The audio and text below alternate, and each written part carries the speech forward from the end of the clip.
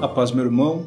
Eu realmente desejo que você esteja em paz com a sua família, em paz com a sua alma, em paz no seu trabalho, na sua escola, que você tenha tranquilidade para poder meditar nesse texto que eu vou apresentar aqui. É um texto que contradiz diretamente mesmo os valores que a nossa sociedade impõe para nós nos dias atuais. São valores esses que nós encontramos presentes em outras sociedades, então, em outras sociedades e em outras gerações. Então, o que nós estamos vivendo aqui não tem nada de novo.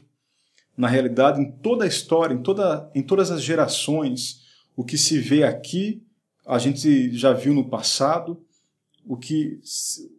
Simplesmente o que acontece é que existe um aumento daquilo que nós temos no passado. Mas essa loucura que nós vemos na nossa geração, ela esteve presente em toda a história. Então, o que estamos vivendo hoje não tem nada de novo, é repetido. Tanto é o caso que o que nós vamos ver hoje aqui e que nós encontramos na nossa sociedade é aquilo também que Jesus presenciou na geração dele. Tanto que ele dá uma parábola. Eu gostaria que você prestasse atenção nessa parábola, porque não é uma história, embora seja uma história que ele criou para trazer revelação espiritual para aquelas pessoas que estavam ali escutando ele. Todavia, essa história, eu tenho certeza que ele, como Deus, assistiu desde a criação do mundo essa história se repetir várias e várias e várias vezes. Porque em todas as gerações a gente encontra a presença da cobiça, a presença da ostentação. Então, cobiçar algo, ostentar algo, não é algo que a gente só encontra nessa nossa geração. Embora a nossa geração ela tem excelência em produzir ostentação, produzir cobiça, ela realmente consegue aguçar, provocar nos homens a cobiça e a ostentação. Mas ostentar e cobiçar é algo muito antigo. Tanto que Jesus deixa uma parábola, como eu já disse, ela é não só uma parábola, uma história para revelar algo espiritual, como ela é, com toda certeza, algo que Jesus, enquanto Deus, antes de encarnar no corpo de Cristo, ele presenciou várias e várias vezes nos homens. E a parábola é o seguinte, está no livro de Lucas, capítulo 12, versículo 15 em diante. Diz assim: E Jesus disse ao povo: Cuidado, evitai todo tipo de cobiça, pois a vida do homem não consiste na grande quantidade de coisas que ele possui. Então, olhando ali aquelas pessoas, propôs a elas uma parábola dizendo: O campo de um homem rico havia produzido com fartura. E ele pensava consigo mesmo: Que farei, pois não tenho onde guardar o que colhi? Então disse: Vou fazer isto. Derrubarei os meus celeiros e edificarei outros maiores, e neles colocarei todo o meu cereal e os meus bens. Então direi a mim mesmo: Armazenaste muitos bens para vários anos? Descansa, come, bebe, alegra-te. Olha só o pensamento desse homem. Ele tinha um celeiro, e ele tinha um campo, e ele fez um grande plantio, e consequentemente uma grande colheita. E quando ele viu o resultado dessa colheita, ele logo concluiu que o que ele haveria de colher era muito superior, muito maior do que o celeiro que ele possuía. E ele tomou uma decisão: eu vou ter que ampliar o meu celeiro porque a colheita será enorme. E quando eu ampliar o meu celeiro e fizer essa colheita, então eu direi à minha alma: descansa, relaxa, alegra-te, porque agora estou numa boa. Então, olha a perspectiva do homem, Jesus mostrando o coração do homem, o pensamento, a estratégia da mente humana, de alguém que se deu bem na vida, de alguém que adquiriu muitas riquezas e agora nós vamos presenciar o lado espiritual disso. Nós temos, primeiramente, aqui o lado do homem e agora nós vamos ler o lado de Deus. O que é que Deus pensa a respeito?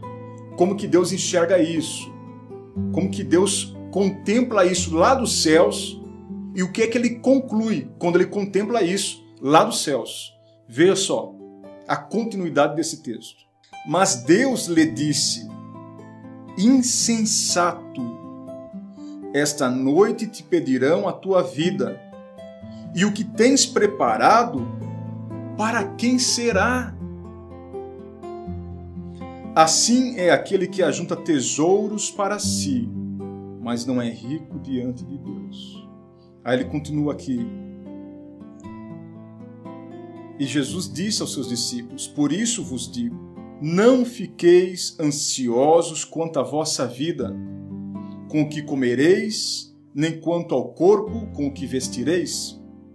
Pois a vida é maior do que o alimento e o corpo mais do que as roupas. Olhai para os passarinhos que não semeiam, nem colhem, não têm despensa nem celeiro, contudo, Deus os alimenta. E vós valeis muito mais do que esses passarinhos. Qual de vós, por mais ansioso que esteja, pode acrescentar 1 hora à duração de sua vida? Se não podeis fazer nem as coisas mínimas, por que estáis ansiosos pelas outras?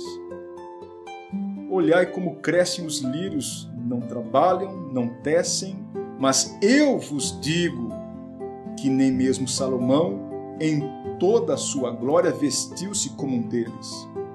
Se Deus veste assim a planta que hoje está no campo e amanhã é jogada no forno, quanto mais a vós, homens de pequena fé. Portanto, não fiqueis preocupados se tereis o que comer ou o que beber, porque as pessoas incrédulas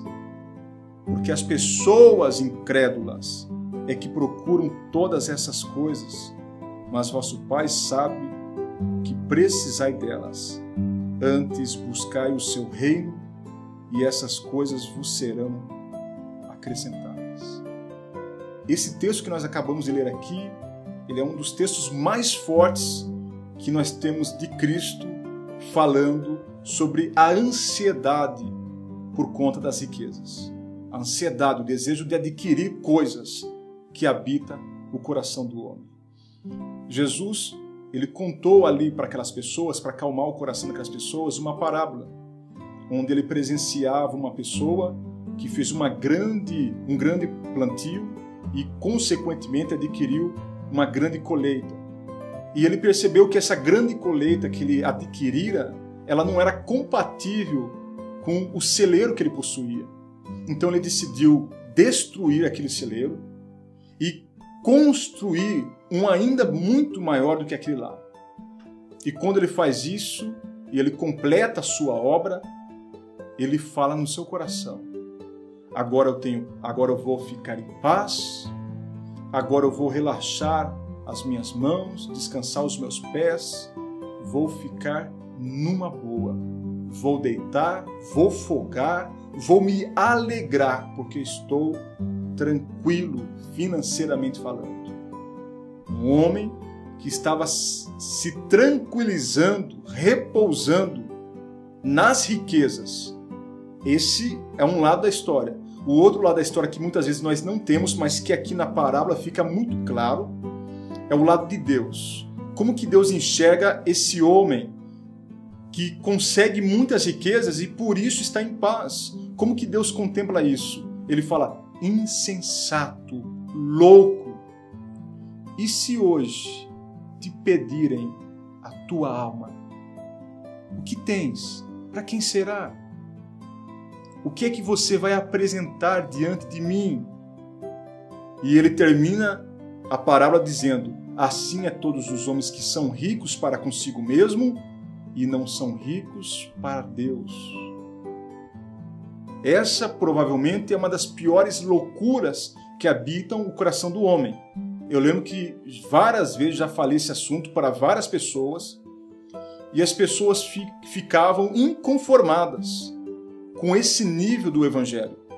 Porque na cabeça delas, desde pequeninas, elas são educadas, ensinadas a estudar, trabalhar, suar, ralar, até adquirir muitas riquezas. Todo mundo é ensinado a fazer isso.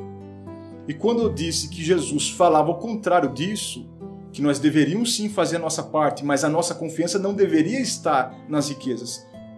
Várias vezes, várias pessoas me pararam e acharam que isso é uma loucura. Mas o que Deus está chamando a atenção aqui, perceba no texto que Jesus fala, e se hoje pedirem a tua alma, o que Jesus está dizendo por meio dessa fala? Ei, o homem vive, no muito, 80, 90 anos e depois morre. Do ponto de vista de Deus, não é uma loucura nós que vivemos tão pouco, nos entregarmos tanto para as riquezas desse mundo? Aí que está a sabedoria de Cristo, o que Ele está nos ensinando por meio dessa parábola. Nós que passaremos por essa terra de forma tão breve, tão rápida, tanto que no livro de Tiago diz que nós somos como um vapor que agora sai e que daqui um segundo desvanece. Porque Deus, do ponto de vista da eternidade, está olhando para nós e dizendo: mas a vida dessas pessoas, de todos nós, humanos, é uma vida tão breve, tão instantânea, tão rápida.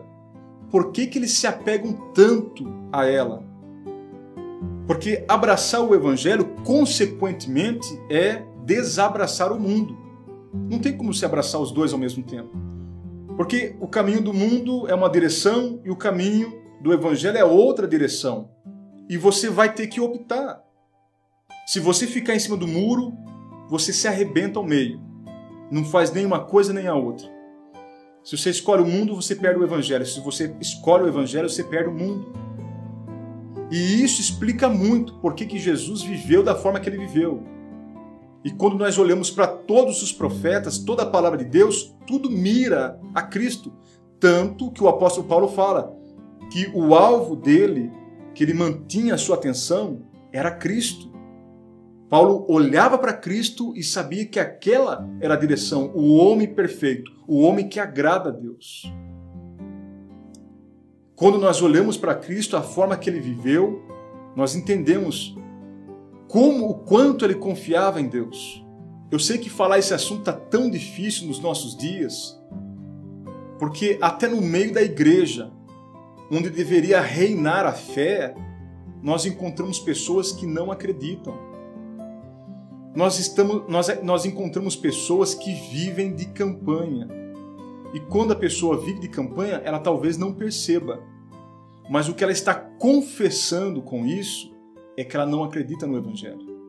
Porque a recomendação de Jesus, conforme nós lemos o texto, é que a gente tão simplesmente busque o reino que todas as demais coisas nos seriam acrescentadas. Eu quero contar aqui para você uma regrinha que é infalível do ponto de vista do Evangelho. Do ponto de vista do Evangelho, nós jamais deveríamos pedir para o Senhor um determinado salário. Do ponto de vista do Evangelho, nós jamais deveríamos chegar para Jesus e falarmos: Senhor, eu quero um salário de 10 mil reais, eu quero um salário de 15 mil reais. Porque do ponto de vista do Evangelho, nós deveríamos compreender que aquilo que nós temos é o que é a vontade de Deus para nós. De tal forma que, se agradar a Deus nos colocar sobre maiores riquezas, assim será, não porque nós quisemos, mas porque Deus o determinou. Quando você olha a figura de José, do ponto de vista financeiro, ali você tem a excelência desse princípio. Todo o cumprimento desse princípio espiritual está marcado pela vida de José e de tantos outros homens santos de Deus. E agradou a Deus colocar José como braço direito de Faraó.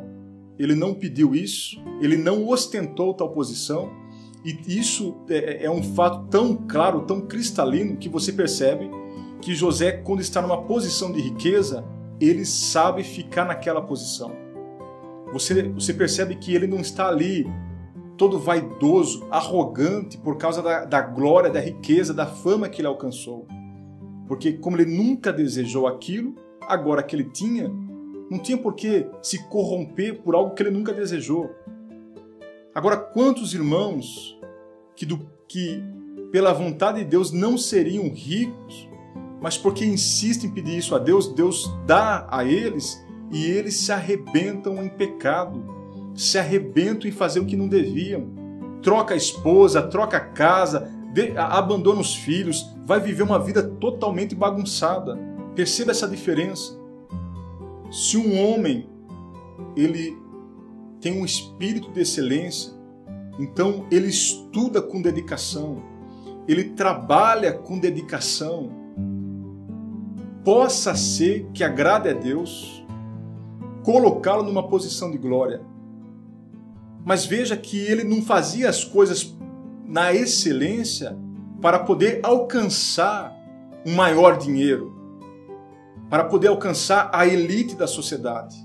Ele fazia porque ele tinha nele o espírito da excelência. Ele não estava sendo movido por ambição, por ganância, por vaidade, por soberba. Ele só fazia porque ele tinha nele um espírito de excelência e queria fazer todas as coisas bem feitas. Por mais que ele nunca alcançasse um bom salário, por mais que ele nunca fosse privilegiado pelas pessoas, ele continuava a fazer porque nele estava o espírito da excelência. Eu creio que quem vive isso entendeu o Evangelho. Enquanto nós estivermos na igreja fazendo campanha, porque a gente quer um carro do ano, a gente quer um carro importado, a gente quer a casa no condomínio de 500, 1 milhão de reais, a gente quer essas fantasias que a sociedade nos vende, que a sociedade incute em nossa mente, e a gente, por ignorância e por cegueira espirituais, busca essas coisas, nós nunca vamos compreender a mente de Deus. Quando eu falo tudo isso aqui, eu não quero reprovar os ricos, porque existem muitos ricos que vivem numa simplicidade e ajudam o reino com as suas riquezas, que é louvável ao Senhor, que glorificam a Deus. São poucos, mas existem.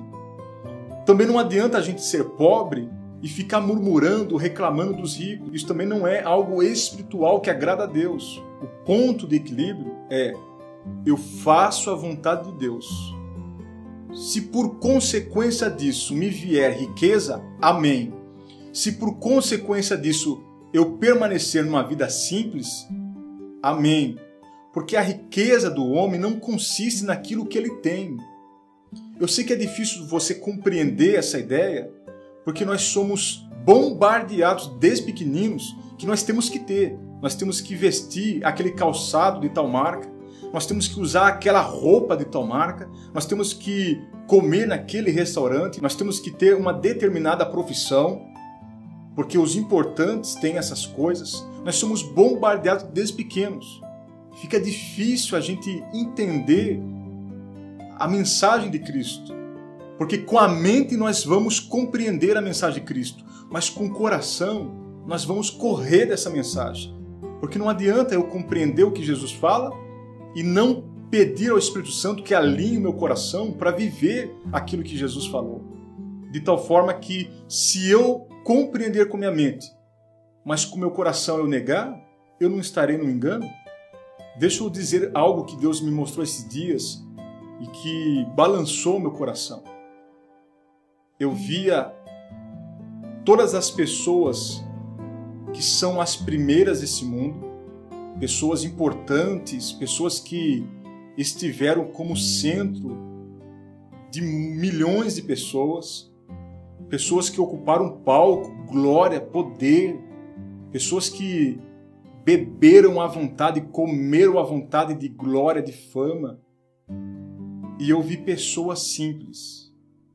E elas estavam divididas. Essas pessoas que eram primeiras nesse mundo estavam do lado de cima, e essas pessoas simples estavam do lado de baixo. E Deus virou a mesa. Ele fez com que cumprisse a sua palavra.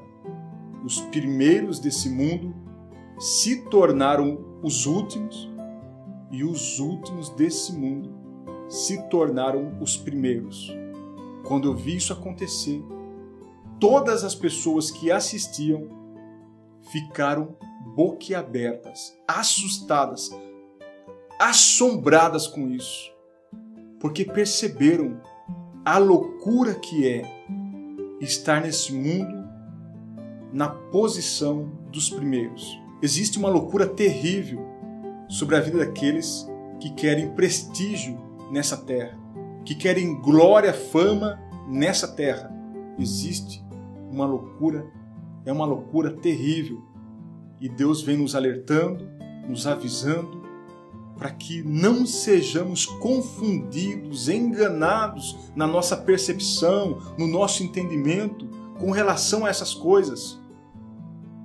Se contente com uma vida simples. Se Deus vier a te dar muitas coisas, amém. Mas mantenha o seu coração com o simples, tendo a paciência e a perseverança daqueles que sabem que os últimos acabarão por ser os primeiros no reino do Senhor.